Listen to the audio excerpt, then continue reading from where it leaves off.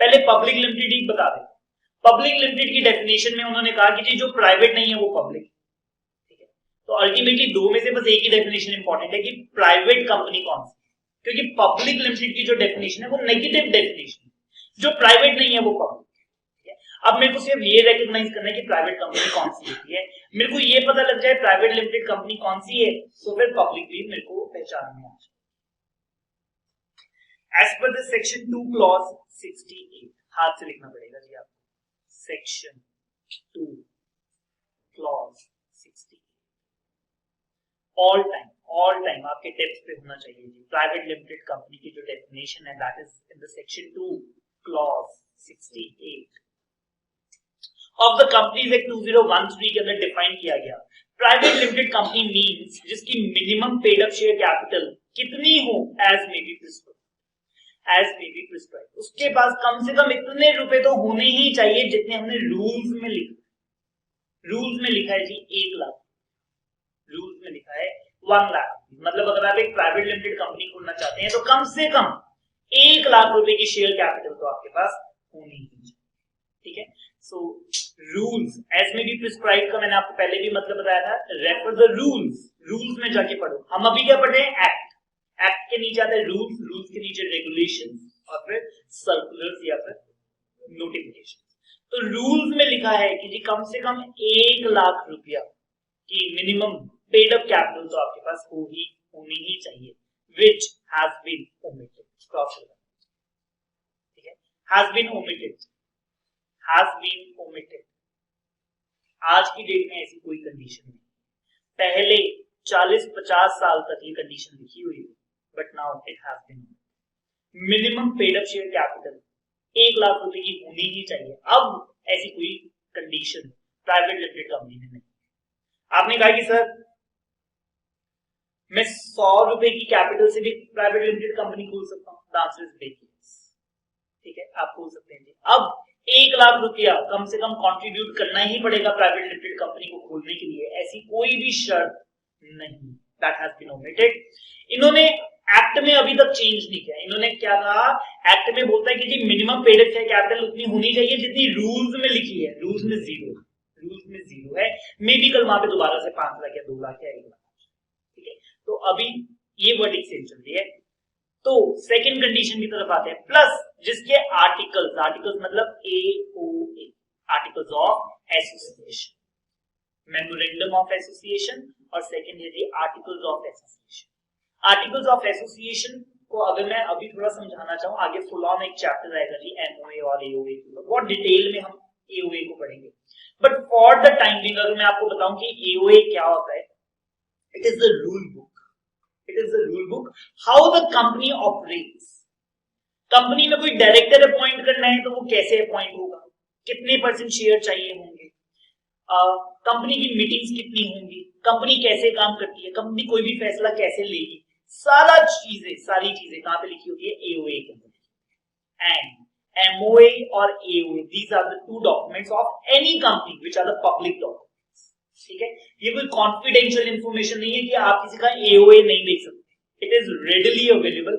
आप किसी कंपनी के रजिस्टर्ड ऑफिस में जाकर रिक्वेस्ट कर सकते हो कि सर मुझे अपना AOA दीजिए, ठीक है, और उनको कंपल्सरीली विद इन 24 आवर्स आपको देना है, ठीक है।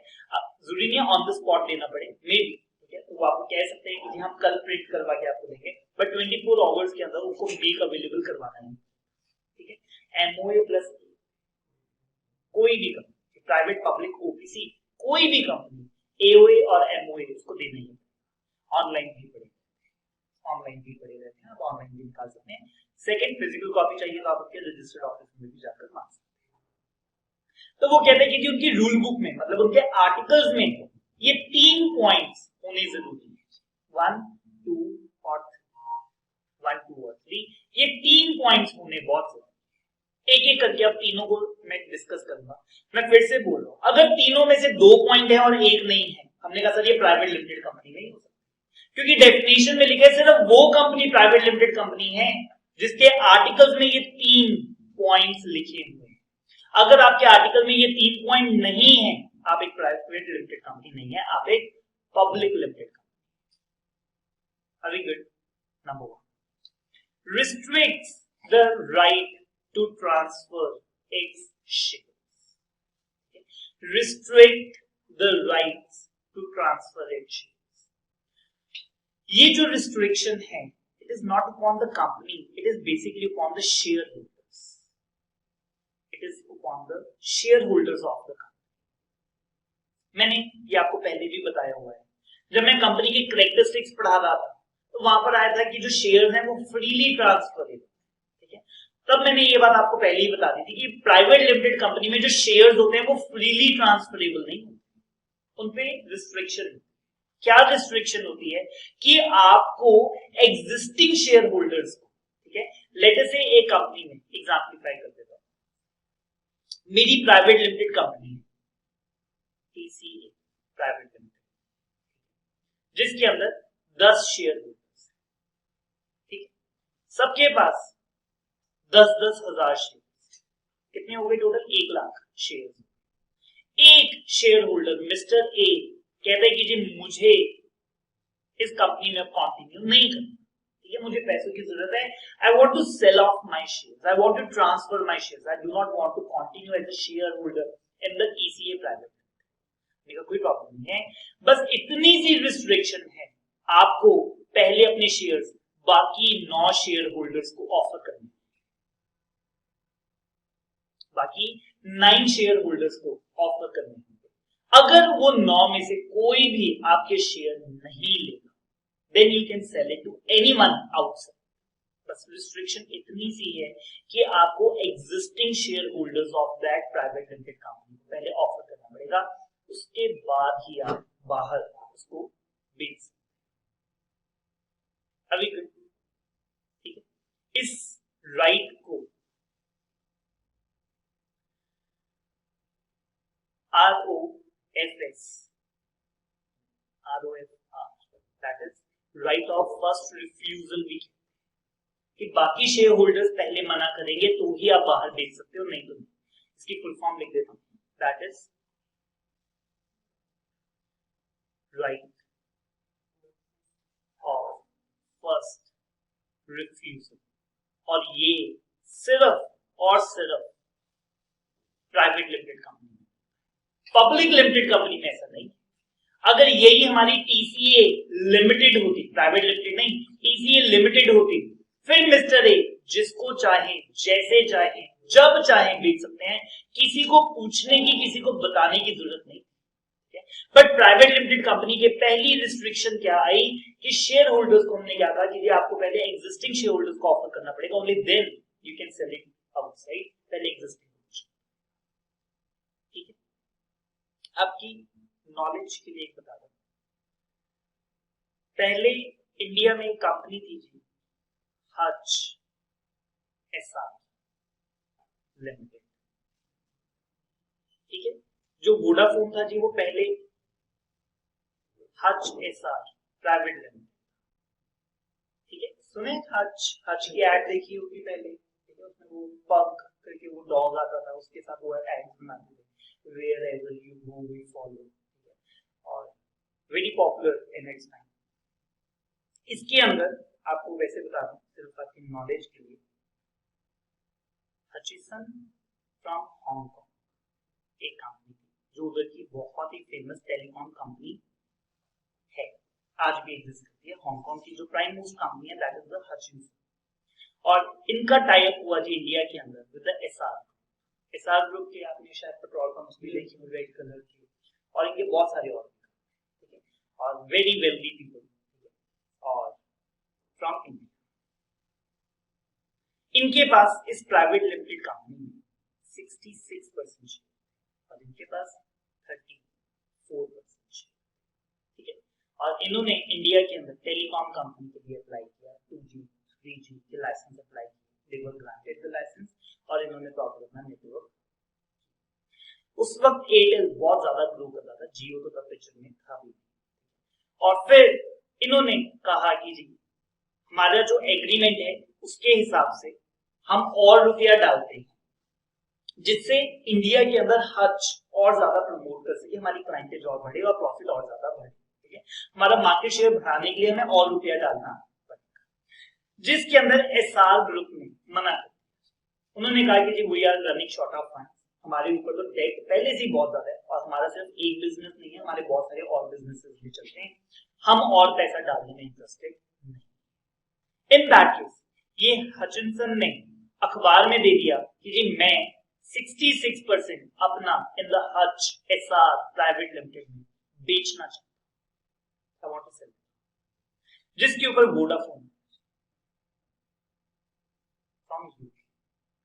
यूके की, और उन्होंने कहा कि जी वी आर विलिंग, हम इंडिया में एंटर करना ही चाहते थे टेलीकॉम सेक्टर के अंदर, and this is a very good opportunity. बनी बनाई मार्केट, बनी बनाई कंपनी, चली चलाई कंपनी विद क्लाइंट्स हमें मिल रही है, और 66% stake is a very good one. ठीक है, सीधा हमारा कंट्रोल भी आ जाएगा कंपनी के अंदर। और इन्होंने कहा कि जी हम ये शेयर आपसे खरीदना चाहते हैं। डील हुई 700 रुपए पर शेयर पे हम आपसे। एसआर ग्रुप ने बॉम्बे हाई कोर्ट के अंदर केस फाइल और कहा कि सर ROFR मिला ही private limited is a private limited company, और ये प्राइवेट लिमिटेड कंपनी, और उन्होंने कहा कि सर हांगकांग के ये हचिसन ने अपने जो शेयर हैं वो डायरेक्टली वोडाफोन को कैसे बेचे, और हमसे पूछा ही नहीं। और बॉम्बे हाई कोर्ट ने भी स्टे लगाया और तीनों को बुलाया कोर्ट के अंदर, एसआर ग्रुप को, हचिसन को और वोडाफोन, और उन्होंने कहा कि प्राइवेट लिमिटेड कंपनी की आपको पहले एग्जिस्टिंग शेयर होल्डर्स को पूछना चाहिए। तो हचिसन ने अपनी पूरी बात रखी कि सर मैं तो बेचना ही नहीं चाहता, मैं तो बिजनेस को और एक्सपैंड करना चाहता था, मैंने तो एसआर ग्रुप वालों को बोला कि जी और पैसा डालते हैं, मैं तैयार हूं डालने, और मेरे को तो आपसे डबल डालना है 66% के हिसाब से, और मैं आपसे डबल पैसा डालने को तैयार हूं, आप डालो। इन्होंने तो मना कर दिया, और बात फिर से आई थी एसआर ग्रुप की, और हमने बॉम्बे हाई कोर्ट ने इनसे पूछा कि सर आपने पैसा डालने से मना किया, उन्होंने कहा कि हमारे पास पैसे था नहीं। कह रहे चलो जो बीत गई सो बात, अब बताओ अगर ये 66% शेयर आपको मिले तो लेनी है आपने, आप टांग तो अड़ा रहे हो बहुत ज्यादा, ठीक है, आपने लेनी, वो कहते कि नहीं सर पैसे नहीं but we can make you an offer. कहते कि जी बताओ आपकी क्या ऑफर है, कहते कि जी हम हचिसन को 150 रुपीज पर शेयर। तो हमने क्या कहा जी नॉट नहीं होगा, ठीक है। ये क्या बात हुई 150, जब उनको 600 या 700 की ऑफर मिलती, 700 की ऑफर दो वोडाफोन दे, एंड फाइनली उन्होंने परमिशन दे दी कि you can further proceed, but एक बार स्टे लग गई थी क्योंकि HROFR एक बार देखना पड़ना था, ठीक है, आपको एग्जिस्टिंग शेयर होल्डर्स को राइट ऑफ फर्स्ट रिफ्यूजल देना है। आफ्टरवर्ड्स वोडाफोन ने ये खरीदा, हचिसन बाहर हो गया, उसके बाद ये कंपनी का नाम हो गया वोडाफोन एसआर प्राइवेट, ठीक है, और फिर वोडाफोन ने एसआर को कहा कि जी अपना भी 34% हमें दे।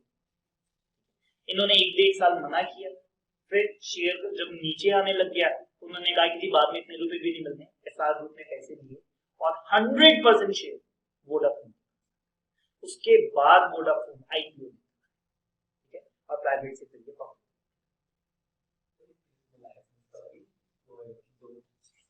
Easily transferable.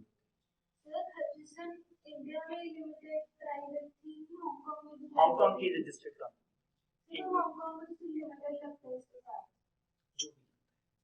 मतलब it was a company belonging to Hong Kong, not registered in India की कंपनी।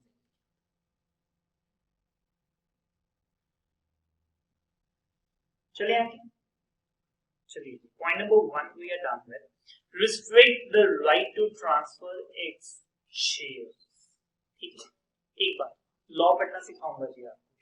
शेयर्स लिखा है, इक्विटी शेयर या प्रेफरेंस शेयर नहीं, मतलब दोनों, ठीक है। अगर मैं एक प्राइवेट लिमिटेड कंपनी का केस लॉ ये कहेगा, मिस्टर ए के पास ए प्राइवेट लिमिटेड के अंदर 100 प्रेफरेंस शेयर्स है, क्या ये फ्रीली ट्रांसफरेबल है? Answer it is not freely transferable.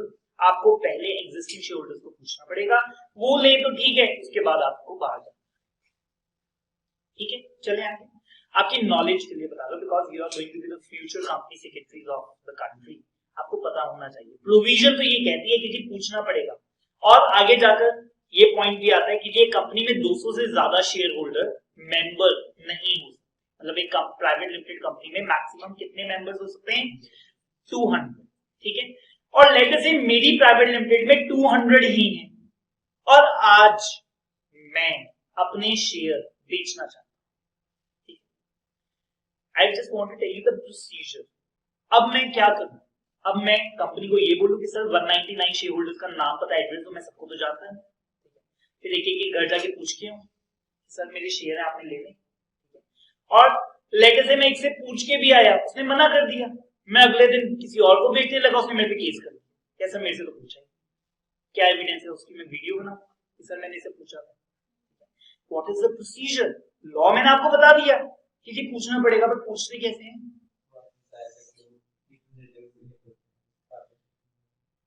नहीं, लेट मी टेल यू, ये जो मिस्टर ए अपने शेयर बेचना चाहते हैं, he will approach to the board of directors of the, और ये उनको बोलेगा कि सर आपको तो सभी शेयर होल्डर जानते हैं, आपके पास सबका नाम पता एड्रेस भी है, ठीक है, आप सबको चिट्ठी भेज दो। ठीक है, मैं आपको अप्रोच कर रहा हूं, मेरे बिहाफ पे आप सबको चिट्ठी भेज दो कि जी मिस्टर ए नाम के कोई शेयर होल्डर है जिनके पास 100 या 10,000 शेयर्स हैं और वो बेचना चाहते, कोई खरीदना चाहते तो बताओ, and you have to reply back within 30 days, और अगर 30 डेज में आपको कोई जवाब ना आया, deemed to be refuse. Open ended नहीं हो सकता, कोई 6 साल बाद आ जाएगा कि सर मैं खरीदना चाहता हूं, आपने मना कैसे कर दिया? तो आपको वो क्लोज एंडेड चिट्ठी लिखनी पड़ेगी कि 30 डेज में जवाब देना पड़ेगा। हम आपकी वेट थोड़ी ना करते रहेंगे जवाब की, और 30 डेज में अगर आपने जवाब नहीं दिया, deemed to be refuse, no reply will be deemed as refuse. ठीक है, क्योंकि सारे तो रिप्लाई करेंगे नहीं मना करने के लिए, फाड़ के फेंक देंगे जो इंटरेस्टेड नहीं होंगे। आजकल मेल पे चलने लग गई है, ठीक है, बट पहले पोस्ट के थ्रू ही सारी ये चिट्ठियां जाएगा। Fine, proceeding to the point. Share holders से कम भी हो सकता है, मिनिमम 2, मैक्सिमम 200। वो प्राइवेट नहीं है, वो पब्लिक।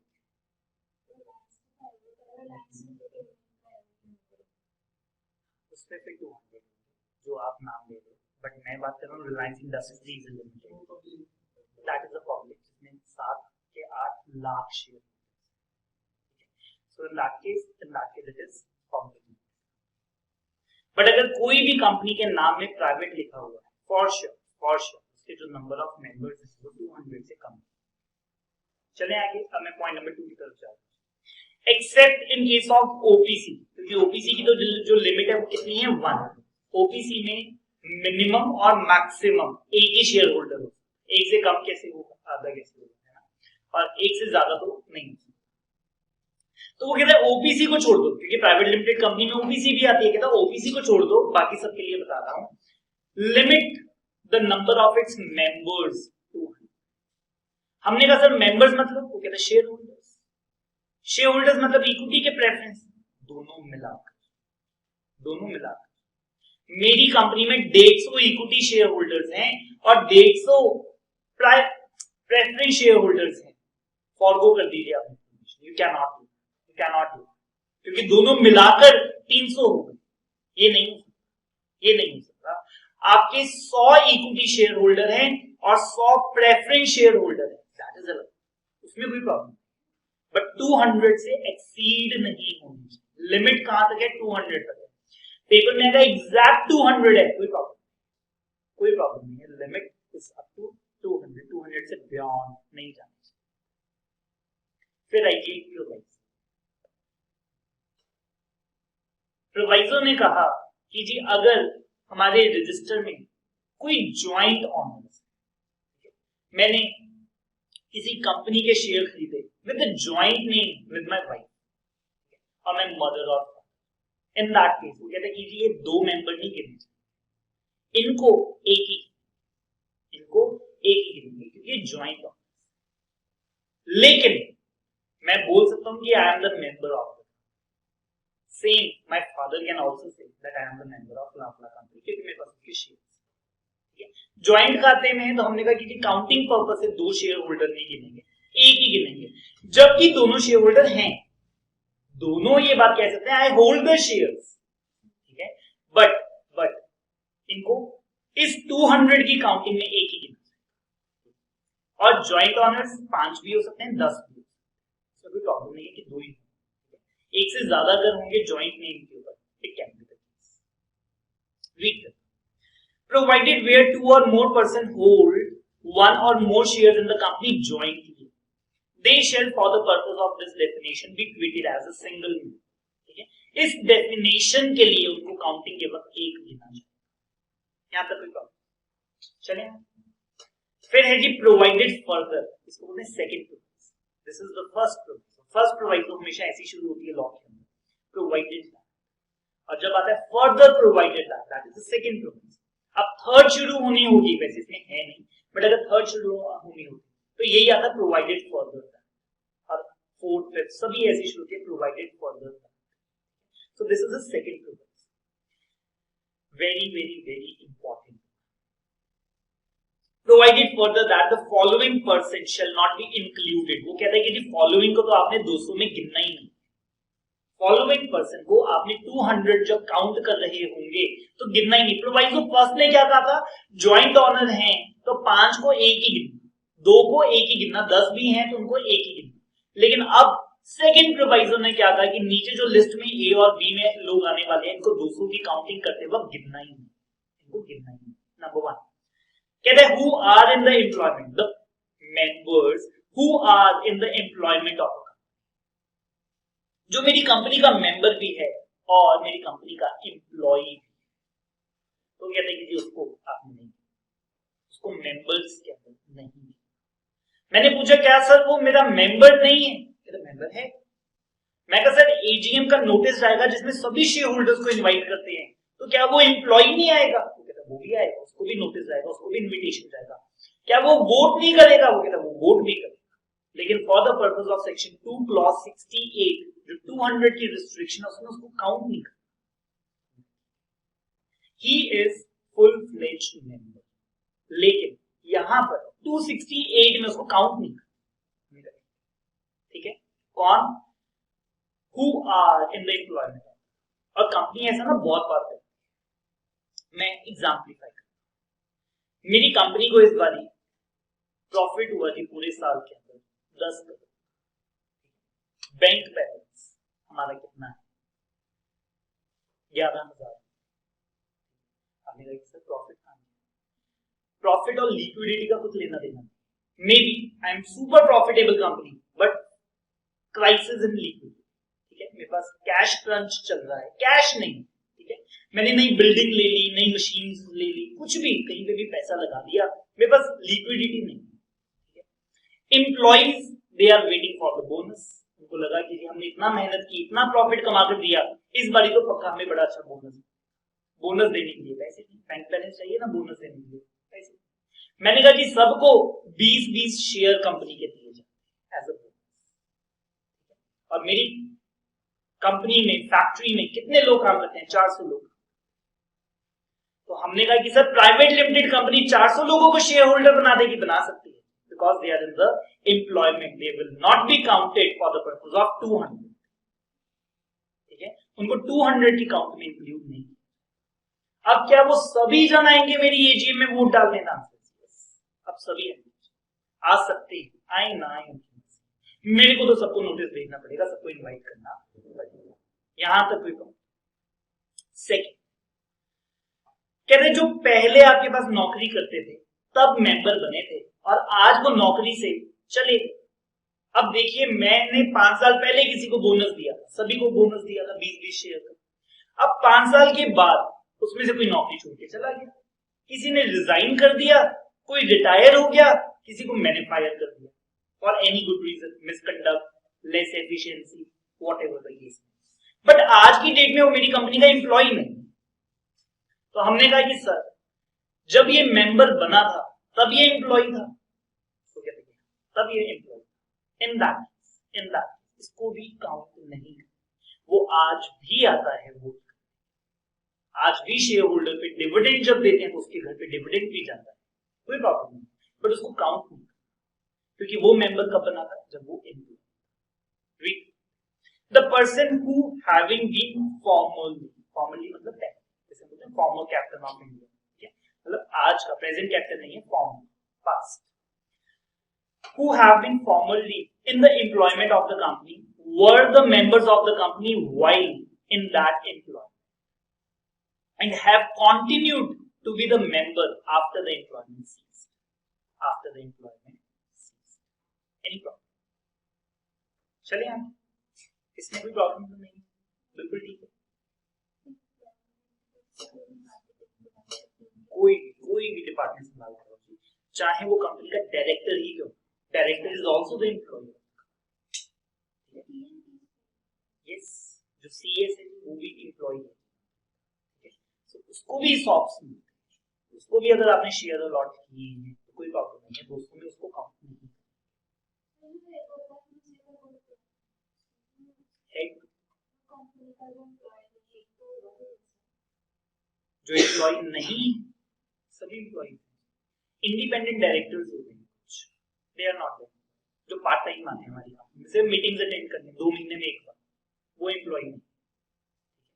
बट जो हर रोज आते हैं जनरली पीएम से लेकर एमडी तक, all are the employ, they work, ठीक है। और अगर कोई पार्ट टाइम आता है आपके पास दिन में सिर्फ 2 घंटे के लिए, वो भी एम्प्लॉय, पार्ट टाइम एम्प्लॉय ही एम्प्लॉय। चलिए एक दो केस लॉ मैं आपको बताना चाहता हूं। मिस्टर ए मेरी कंपनी में एम्प्लॉय फॉर 20 गुड ईयर्स, 20 साल के बाद बहुत रिगार्ड से हमने इनको रिटायर किया और बढ़ा देते हैं 30 ईयर्स, ठीक है। 30 ईयर्स इन्होंने हमारी कंपनी को सर्व किया और रिटायरमेंट के वक्त ग्रेचुटी और जितने भी रिटायरमेंट बेनिफिट्स मैंने इकट्ठे करके जिनको 21 लाख, ठीक, ये गए जी घर, 2 हफ्ते बाद कहते सर 21 लाख रुपए के आपके शेयर खरीदना चाहते हैं, मोस्ट वेलकम, लक्ष्मी जी कुछ चल के आ जाएंगे, क्यों मना करें, वापस लाओ 21 लाख रुपए, और इनको हमने 21 लाख के शेयर दे दिए। क्या ये काउंट होंगे इन 200? How many of you say no? Raise your hands. Almost 50. How many of you say कि sir he will be counted in 200? That is the correct answer. He will be counted in the 200 because ये employment के बाद member बना है। हमने क्या लिखा? जो हमारी employment में थे and they were the members of the company while in that employment के दौरान उनको मेंबर बनाया, ठीक है, तो नहीं काम। और आज जॉब चली गई लेकिन मेंबर अभी भी कंटिन्यू कर रहे हैं, तो इनको नहीं काम। बट मेरी एग्जांपल के अंदर जब ये 30 साल तक मेरे को सर्व कर रहे थे तब तक तो मैंने इनको मेंबर बनाया, ठीक है, सिर्फ एम्प्लॉय। आज जब एम्प्लॉय नहीं रहे तो मेंबर बना, तो मेंबर बना। In that case, he will be considered in the 200. इनको 200 में काउंट किया जाएगा, पॉइंट बी में फॉल नहीं करता।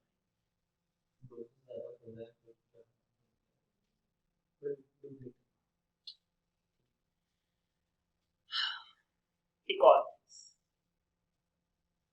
मिस्टर ए मेरी कंपनी में आएगी, private limited company, is not the employ.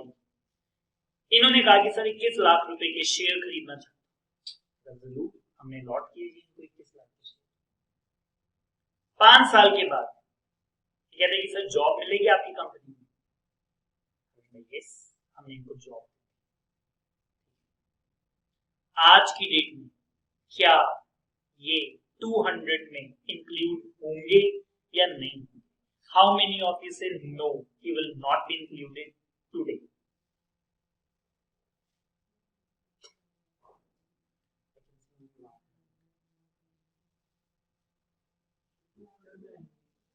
What am I saying is कि 200 में my first option जिसके लिए आप hand raise कर रहे हैं, Mr. A will not be counted in 200 as on the date. 50%. How many of you say he will be counted in the 200? The answer is no. He will not be. Point number A. Point number A.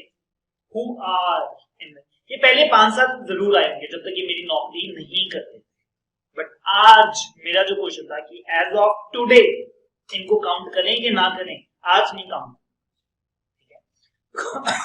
Sorry. वो कहते हैं कि जी the person who are in the employment of the company plus the member of the company, इनको include नहीं किया. Sir जो आपने पहले केस बताया था, जो उसने ऐसे पर्सन को खरीद के बोला है 21 लाख की, जैसे कि उसके पास पहले थोड़े से शेयर थे, लाइक 5000 के शेयर थे. एक शेयर भी अगर पहले से होगा पुराने केस, इस केस जब ये 21 लाख के शेयर निकलते हैं, मतलब 10 रुपए का एक शेयर भी होता, मैं count, because while in the employment he was a member of. आज किसी कंपनी का मेंबर बनने के लिए नंबर ऑफ शेयर्स नहीं मैटर, ठीक है. मिस्टर मुकेश अंबानी भी मेंबर हैं जी रिलायंस इंडस्ट्रीज के, मैं भी मेंबर, उनके शेयर बहुत ज्यादा है, मेरे बहुत कम, doesn't matter, but we both are the members of the company. अभी ठीक है. तो प्रीवियस केस में अगर मिस्टर ए के पास ये 30 सालों के दौरान इन्होंने एक शेयर भी कंपनी का अगर खरीद लिया होता, तो फिर इनको कभी भी हम इंक्लूड ना करते आफ्टर द एम्प्लॉयमेंट, ठीक है, आफ्टर द रिटायरमेंट भी इनको काउंट ना किया. नेक्स्ट केस में जब वो जॉब के लिए आएंगे, तो जब आपने उससे पहले जो फिर तो वो पहले 5 साल तो ये इंक्लूड हो रही थे जब तक इन्होंने जॉब नहीं ज्वाइन, बट जिस दिन इन्होंने जॉब ज्वाइन कर ली उस दिन ये 200 में काउंट है, ठीक है. जैसे सर अगर जॉब में पहले बोनस शेयर मिले, राइट, तो उसने जॉब छोड़ने से पहले वो शेयर सेल आउट कर, वो भी निकल जाएगा अगर वो जॉब छोड़ने के बाद दोबारा खरीद लेगा. फिर ये केस कर लेते हैं, ठीक है. I do not want to tell the answer, so इसी को डिस्कस करते हैं, ठीक है. और ये क्वेश्चन हम सबसे पूछ लेते हैं, सुनिएगा. 10 years मिस्टर ए ने हमारे यहाँ पे जॉब की and he was share holder पहले से, इनके पास 20,000 शेयर्स थे जी हमारी कंपनी के जॉब ज्वाइन करने से पहले. ड्यूरिंग द एम्प्लॉयमेंट हमने इनको 10 शेयर और रिटायरमेंट के बाद आफ्टर एम्प्लॉयमेंट इनके पास 20,000 10 शेयर, ठीक है. इनको यहां पर इंक्लूड करें कि ना? How many of you say no, not to be included after. After का क्वेश्चन है, सिर्फ क्वेश्चन आफ्टर का है कि इस दौरान he will not be included. Majority is correct. थोड़ा सा मैं इसी एग्जांपल को आप मॉडिफाई कर, एक भी शेयर इनको एम्प्लॉयमेंट के दौरान नहीं, एक भी शेयर. पहले मैं इनको कहता 10 शेयर मिले और वो 10 इनके पास बाद में, but now I have changed it. इनको एक भी शेयर ये 10 साल के दौरान नहीं. अब मिस्टर ए को आफ्टर द रिटायरमेंट इंक्लूड करेंगे या नहीं करेंगे? हाउ मेनी ऑफ यू से sir he will not be included in the 200. इनको 200 काउंट करते वक्त मिस्टर ए को इंक्लूड नहीं करेंगे. हाउ मेनी ऑफ यू से नहीं? How many? एक भी बच्चे ने आंसर नहीं दिया, यस नहीं कहा. और हाउ मेनी ऑफ यू से sir now he will be included 200 के अंदर मिस्टर ए को अब इंक्लूड किया जाएगा? हाउ मेनी ऑफ यू से yes? Majority is include. He will not, he will not.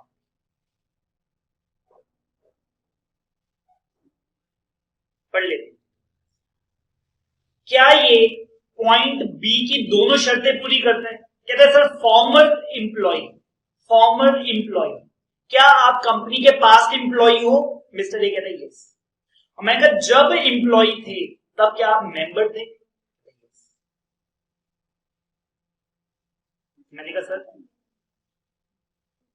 तो स्टार्टिंग से, बिफोर से आप मुझसे पूछ रहे हो, तो बिफोर जॉब से पहले ही से ही ये तो मेंबर था, यहां पे भी मेंबर था और अभी भी मेंबर.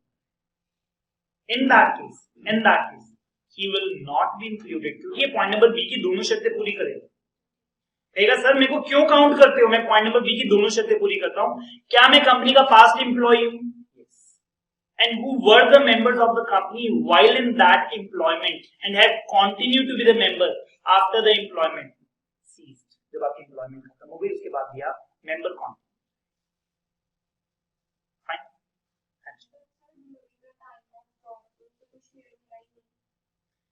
यहाँ पर ऐसी शर्त थी भी नहीं, मेरी एग्जाम्पल को आपने मिस इंटरप्रेट कर लिया, इसीलिए मैंने ये एग्जाम्पलीफाई किया। इसके अंदर वो पहले मेंबर था फिर उससे जॉब करी। Yes. इसको भी इंक्लूड नहीं और इसको भी इंक्लूड नहीं। फाइन। अब लास्ट केस जो मेरे दिमाग में तो नहीं था बट निखिल ने पूछा। सो लेट अस से पहले बिफोर मेरे पास 10,000 share, during the employment of 10 years, during मुझे 10,000 शेयर और मिले जी कंपनी की तरफ से, स्टॉक्स मान लीजिए कैसे भी, कंपनी ने मेरे को 10,000, मैंने 20,000 के सारे शेयर जॉब छोड़ने से 2 दिन पहले बेच, और रिटायरमेंट के बाद 6 महीने बाद दोबारा से 20,000 शेयर खरीद दिए। अब इंक्लूड करें कि ना करें? How many of you say कि सर अब 200 में इंक्लूड कर लेंगे,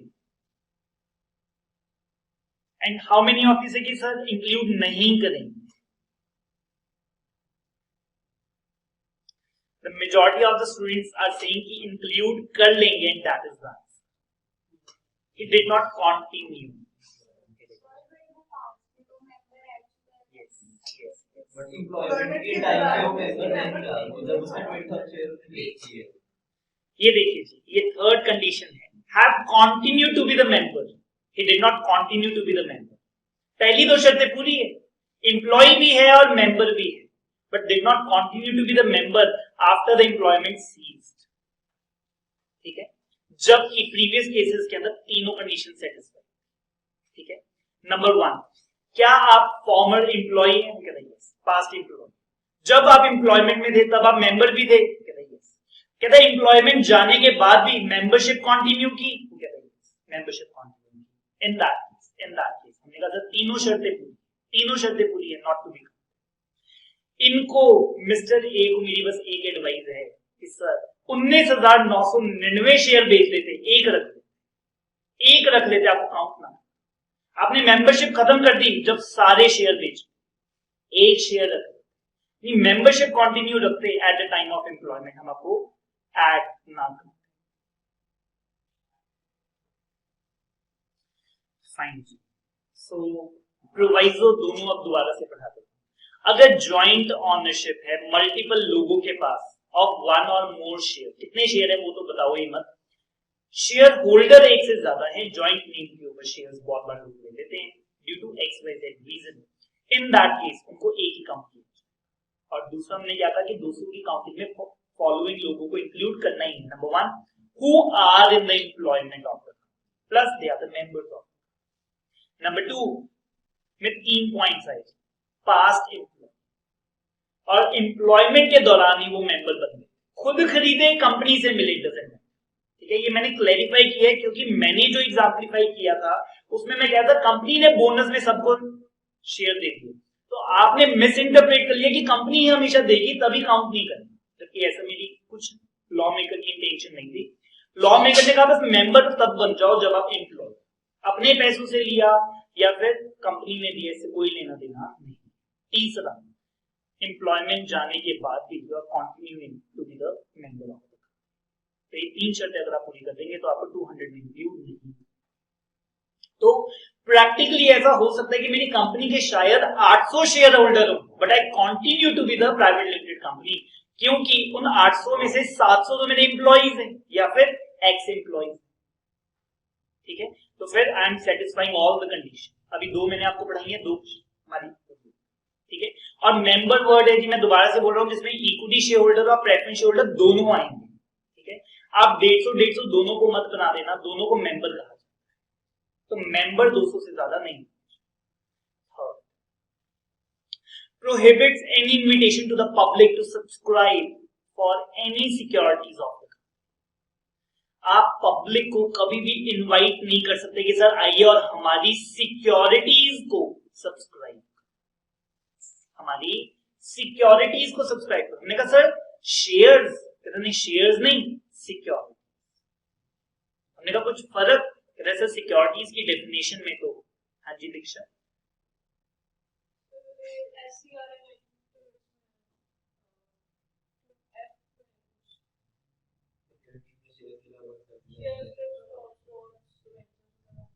सिक्योरिटीज में सब कुछ आता है, शेयर्स भी आते हैं। तो सिक्योरिटीज की जो डेफिनेशन है SCRA की, उसमें उन्होंने क्या कहा कि जी सिक्योरिटीज इंक्लूड शेयर्स। उन्होंने कहा शेयर्स, तो मैंने कहा सर इक्विटी और प्रेफरेंस, वो कहता है शेयर्स। तो मैंने कहा मतलब दोनों, मतलब दोनों। फिर मैंने कहा सर डिबेंचर्स, वो कहता ले। मैं कहा सर बॉन्ड्स, वो कहता ले। मैं कहा sir units of mutual fund, वो कहता ले। ठीक है, इसके अलावा और भी बहुत सारी स्कीम्स होती है, AIF फंड होता है और वो भी अभी नहीं, मैं आपको उसका पढ़ाऊंगा, उनके यूनिट्स भी इसके अंदर आ जाते। मतलब एक प्राइवेट लिमिटेड कंपनी कभी भी पब्लिक को कुछ भी ऑफर करके उनसे पैसा नहीं ले सकती, कभी भी। मैं फिर से बोल रहा हूं, प्राइवेट लिमिटेड कंपनी को ना आगे जाके कंपनीज एक्ट में बताऊंगा, पढ़ाऊंगा, बहुत सारी रिलैक्सेशन, और वो रिलैक्सेशन सिर्फ एक ग्राउंड पे दी गई कि आपने पब्लिक से पैसा नहीं, 10 लोगों का पैसा है, 200 लोगों का पैसा है, ठीक है, बट पब्लिक एट लार्ज लाखों लोगों का पैसा तो नहीं है ना। और वो 200 लोगों ने अपनी सूझबूझ से कंपनी को पैसा दिया, कल डूब भी जाए तो गवर्नमेंट कहती है वी आर नॉट रिस्पॉन्सिबल। लेकिन आपको पता ही है जी, जब पब्लिक का पैसा डूबता है, ठीक है, फिर गवर्नमेंट के पास लोग धंधा करते हैं। जैसे उधर महाराष्ट्र का एक बैंक रख हुआ, पता है आपको, पंजाब महाराष्ट्र कुछ ऐसा है, पंजाब का नाम दिया नहीं, पंजाब एंड सिंध बैंक नहीं है, पंजाब महाराष्ट्र करके कुछ उसका नेम है, और वो मुंबई का बैंक था और वो फेल हो गया, और उसके डिपॉजिटर्स मतलब उस बैंक के बड़े कम क्लाइंट्स थे, तो 200-400 500, और वो हर रोज RBI के सामने धरना देते।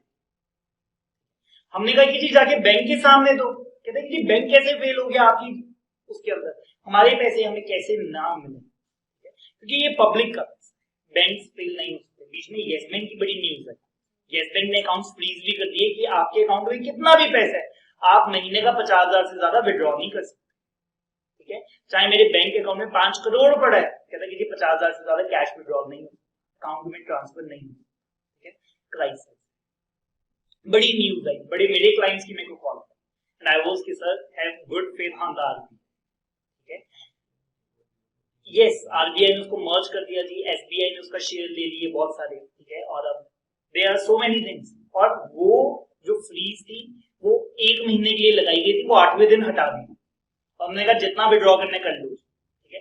सो RBI is very quick, very active. और मैं फिर से बोल रहा हूँ, प्राइवेट लिमिटेड कंपनी कभी भी पब्लिक से पैसा नहीं ले सकती, वन वे और the other, there is no loophole, आप पब्लिक से पैसा ले ही नहीं सकते जी अगर आपकी प्राइवेट लिमिटेड कंपनी है तो।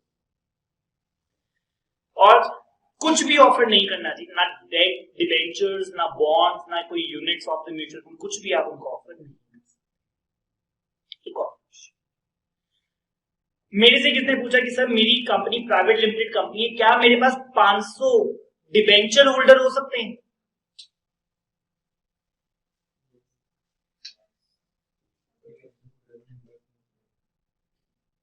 डिबेंचर होल्डर्स मेंबर्स नहीं, ये एक आंसर है। How many of you say कि सर एक प्राइवेट लिमिटेड कंपनी में 500 डिबेंचर होल्डर हो सकते हैं? Raise your hand if your answer is yes. How many of you say no? Majority of the students yes की तरफ है। The answer is yes. Debenture holders के ऊपर कोई रिस्ट्रिक्शन नहीं, ठीक है। The restriction is upon the members. Members को मैंने आपको बताया कि they are the shareholders, जिसमें इक्विटी आ जाएगा और प्रेफरेंस आ जाएगा, बस यही दो आते हैं। डिबेंचर होल्डर आपके 300, 400, 500, 1000 भी हो सकते। ये बात आगे लिखी हुई है sir. It must be noted that it is only the number of members that is to be limited to 200. A private limited company may issue the debenture to another number of the any number of the person. ठीक है, debenture holders आपके 200 से ज्यादा भी हो सकते हैं. The only condition is that आप पब्लिकली इनवाइट नहीं कर सकते, आप पब्लिक इशू नहीं कर सकते, क्योंकि पॉइंट नंबर 3 ने बोला था कि कोई भी सिक्योरिटी, फिर चाहे वो शेयर हो, चाहे डिबेंचर हो, चाहे बॉन्ड हो, आप पब्लिकली नहीं दे सकते. हमने कहा सर पब्लिकली नहीं दे सकते, इसको थोड़ा सा पब्लिकली होता है कि जी न्यूज़पेपर में दिलवा दो और कहा कि जी anyone can apply, anyone can apply, this is the public issue. चाहे सिर्फ 6 लोग आए ले, बट आप ये इनवाइट नहीं कर सकते. मैं फिर से बोलूं, मैंने 300 लोगों को चिट्ठी डाली उनके नाम से और कहा कि सर अगर आप मेरी कंपनी के डिबेंचर्स लेना चाहते हो तो I am ready to give. इसमें कोई प्रॉब्लम नहीं, ये पब्लिक इशू नहीं. क्यों? जिसके नाम की चिट्ठी है बस वही आ सकता है. वो बोले मेरे पड़ोसी को दे दो, मेरे पास तो पैसे है नहीं, वो लेना चाहता है, आपके इंटरेस्ट रेट अच्छी है. हमने कहा सर सॉरी, वो नहीं.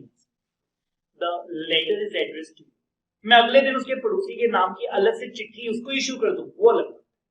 ठीक है, बट पब्लिक इशू क्या होता है जिसमें मैं कहता हूं एनीवन, न्यूज़पेपर में निकलवा दिया और कहा कि जी anyone can come, then it's a public issue. ठीक है, फिर आने को 5 लाख लोग आए या सिर्फ 5 लोग आए, डजंट मैटर. जब ओपन इनविटेशन है कि कोई भी आ जाए, then it's a public issue. चलिए, the above specified restrictions must be expressly provided in the AOA. मैंने बोला आपको प्राइवेट लिमिटेड कंपनी अगर आप करना चाहते हैं तो आपके आर्टिकल्स में ये 3 चीजें लिखी हुई हैं. ठीक है, एक वर्ड में से मिस हो गया, वो और हाईलाइट कर देता हूं. यहां पे जो वर्ड है कि दैट इज रिस्ट्रिक्शन और यहां पे जो वर्ड है दैट इज प्रोहिबिशन. प्रोहिबिशन का मतलब है एब्सोल्युटली मनाही, नहीं कर सकते, ये प्रोहिबिटेड. रिस्ट्रिक्शन का मतलब है रुकावट है. ट्रांसफर कर सकते हो आप अपने शेयर्स, लेकिन there is a condition, condition हमारी पूरी कर दो, देन दैट इज ROF. बट नीचे उन्होंने क्या वर्ड लिखा है? रिस्ट्रिक्शन नहीं है, वो कहता है प्रोहिबिशन. कर ही नहीं सकते, कर ही नहीं सकते. वन वे और the other private limited company कभी भी पब्लिक से पैसा नहीं. वैसे जो अब मैं बोलने जा रहा हूं दैट इज नीडलेस टू से, बट फिर भी मैं कहना चाहता हूं एक प्राइवेट लिमिटेड कंपनी में 20 करोड़ शेयर्स हो सकते हैं. रिस्ट्रिक्शन शेयर होल्डर पे है, शेयर होल्डर 200 से ज्यादा नहीं होंगे. जैसे 2 बंदे हैं, दोनों ने 100 करोड़ के शेयर ले लिए, कोई प्रॉब्लम नहीं. It is a private limited.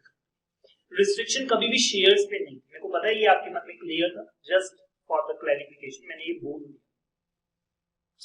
एक प्राइवेट लिमिटेड कंपनी डिपॉजिट्स के चैप्टर में पढ़ेंगे. पब्लिक से आप डिपॉजिट्स ले सकते हैं कि as per the section 73, sorry मैंने पब्लिक बोल दिया, सिर्फ और सिर्फ अपने मेंबर्स से आप ले सकते हैं. ठीक है, डिपॉजिट के चैप्टर में बहुत डिटेल में बताऊंगा कौन डिपॉजिट ले सकता है, कितने ले सकता है. बट यहां पर सिर्फ इतनी सी बात कि एक प्राइवेट लिमिटेड कंपनी सिर्फ अपने मेंबर से डिपॉजिट ले सकती है. ठीक है, आगे प्राइवेट लिमिटेड कंपनी को अपने नाम के एंड में प्राइवेट वर्ड लगाना मैंडेट. प्राइवेट लिमिटेड, जैसे रिलायंस इंडस्ट्रीज लिमिटेड, क्या इसके नाम में प्राइवेट है? इससे पता लगता है ये प्राइवेट लिमिटेड कंपनी नहीं है, it is a public limited.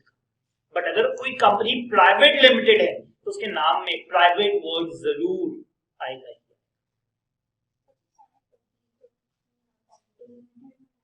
Limited तो सब. Further section 149 subsection 1 further lays down a private limited company के अंदर कम से कम 2 डायरेक्टर होने चाहिए.